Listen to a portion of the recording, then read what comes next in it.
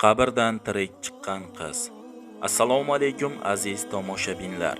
Iltimos, videoroligimiz YouTube'da kengroq tarqalishi uchun like tugmasini bosishni va kanalimizga obuna bo'lishni unutmang. Barchangizdan Alloh rozi bo'lsin. Qabrdan tirik chiqqan qiz. Andijon viloyatining qaysidir tumanida bo'lgan voqea. Bir chiroyli, odobli, esli xushli, hamma ishlarini vaqtida qilib, 5 vaqt namozni erinmasdan o'qiydigan bir qiz bor edi. U qiz juda ham odobli bo'lib, bir kuni u qiz plitaga suv qo'yayotib, tokni ochiq turgan joyini nogahon bilmasdan ushlab oldi. Tok juda ham ko'p va kuchli bo'lgani sababli qizni tok urib o'tvordi. Aksiga olib, qizni uyida hech kim yo'q edi. Onasi bozorga endigina ketgan edi. Dadasi esa Rossiyada ishlaydi. Shu ahvolda qiz ancha vaqt qolib ketdi va o'lib qoldi. Onasi bozordan kelib qizni ahvolini ko'rib, dod deb yig'ladi. Qo'shnilar chiqdi. Doktor keldi. Xullas, qiz o'ldi deb o'limga tayyorgarlik ko'rishdi. Dadasi kelguncha kutmay qizni qabrga qo'ymoqchi bo'lishdi. U qizni eng yaqin dugonasi bo'lib, dugonasining ismi Nozima, qizning ismi esa Zulxumor edi.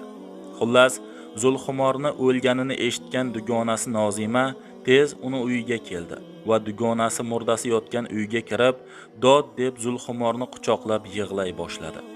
Dugonajon, o'tgan kuni seni ko'rib birga aylangandik-ku. Bir pastda senga nima bo'ldi? Yo'q, ishonmayman, tur Zulxumor deb yig'layotsa, Nozaninni sochidan kimdir tortganga o'xshadi. Cho'chib orqaga qarasa hech kim yo'q. Zulxumorning onasi, xolasi narigi tomonda yig'layotgan edi. Nozima bunga uncha e'tibor bermadi. Xullas, Zulxumorni qabrga qo'yishdi. Ertasiga dadasi kelib janjal qildi. Nega meni kutmadilaring? Hech bo'lmasa qizimni o'ligini, jonsiz tanasini bo'lsa ham ko'rardim axir.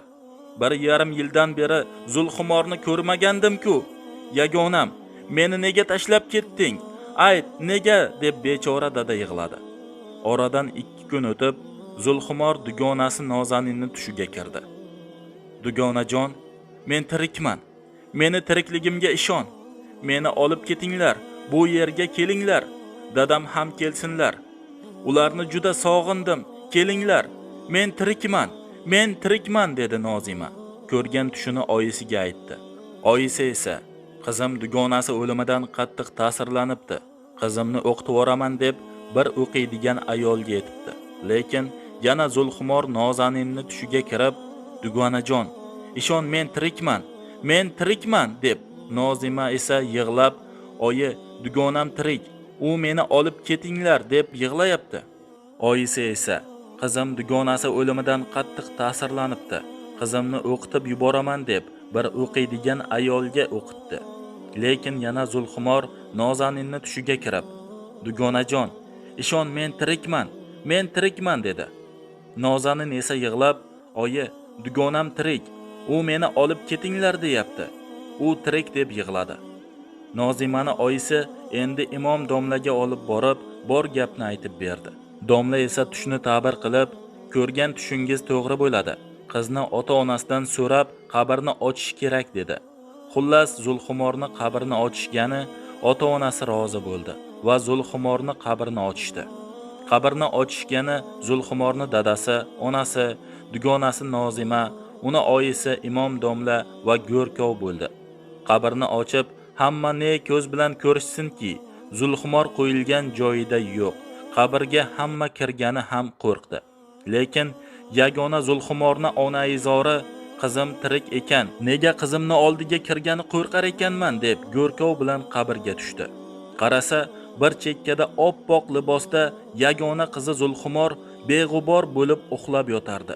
Qizni ko'rgan onaizori borib qizni bag'riga oldi. Qizim, Zulxumorim, yagonam tirikmisan? Ko'zingni och bolam deb yig'ladi. Alloh qudratingdan o'lgan Zulxumor ko'zini ochdi. Onajon, men tirikman. Qarang onajon deb onasini quchoqladi. Ular qabrdan chiqishdi. Zulxumorni otasi ham ishongisi kelmadi. O'zingga shukr Allohim deb hammasi Zulxumor bilan ko'rishdi va Zulxumor uyga kelib dugonasi bilan gaplashdi.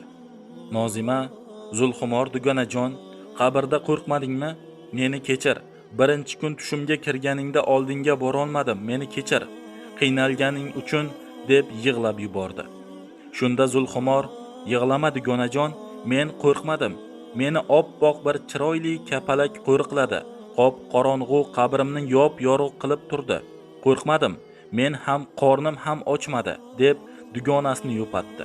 Xullas, Zulxumorni tok urib o'lgan u shunga qabrga qo'yganda yer zax bo'larkan. Tok urib o'lgan insonlar ba'zi bir hollarda zaxdan tirilib ketarkan u, lekin qabrdan chiqa olmasdan yana o'lib qolarkan. Lekin Zulxumor esa pok va odobli qiz bo'lgani uchun 5 vaqt namozni erinmasdan o'qigani uchun, sofdil va oqko'ngilligi uchun Alloh uni tirik qaytaribdi. Qop qorong'u qabriga mittigina kapalak jo'natib yop-yorug' qilibdi. Lekin Zulxumorning qo'llari ozgina shilinib qavarib ketibdi. Chunki qabrdan chiqaman deb yerni titalaganidan yorilib ketibdi. Shundan so'ng Zulxumor 40 kun ko'chaga chiqmasdan chilla saqlabdi. Chunki qabrdan tirilib qaytgan odam 40 kun chilla saqlashi kerak ekan. Xullas do'stlar, biz ham bir kun kelib o'lamiz. Shunga o'zimiz uchun, oxiratimiz uchun savob ishlar ko'proq qilishga harakat qilaylik. Biz ham 5 vaqt namoz o'qiylik. Hech bo'lmaganda bir mahal bo'lsa ham, chunki Zulxumorning taqdiri hammamizni boshimizga tushishi mumkin edi. Hurmatli tomoshabinlar, ushbu foydali video roligimiz sizga yoqqan bo'lsa, video ostidagi like tugmasini bosing. Siz bu bilan ushbu video roligimiz boshqalarga ham yetib borishiga o'z hissangizni qo'shgan bo'lasiz. Zero yaxshilikni tarqatgan, uni qilgan bilan barobardir. Barchangizdan Alloh rozi bo'lsin.